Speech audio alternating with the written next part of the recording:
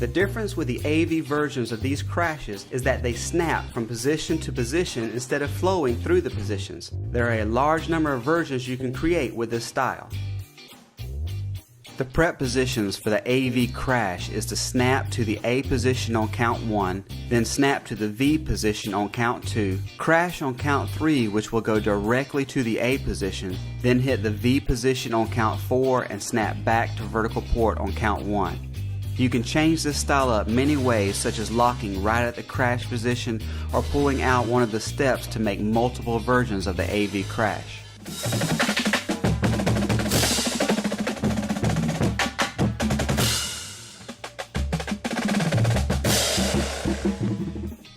The AV flow crash is a hybrid between the sharp AV style and the fluid open crash. The prep positions for the AV flow is to snap to the A position on count 1, then snap to the V position on count 2, crash on count 3, and then use the afterflow movement previously discussed for the vertical crash on count 4, flowing between the A and V positions, ending in vertical port on count 1.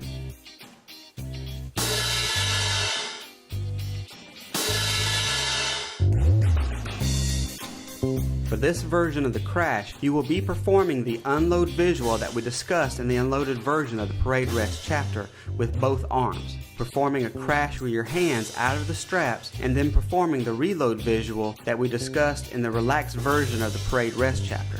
Snap both hands to the tabletop position. This is called the tabletop position because you are slamming your cymbals down on an imaginary tabletop and they should be flat all the way across. You will now perform a double-handed release visual to unload your cymbals. We call it a release because you are unloading the cymbal or releasing it from your grip. From the tabletop position, you will throw the cymbals away from you, initiating the movement from your thumb and index finger area.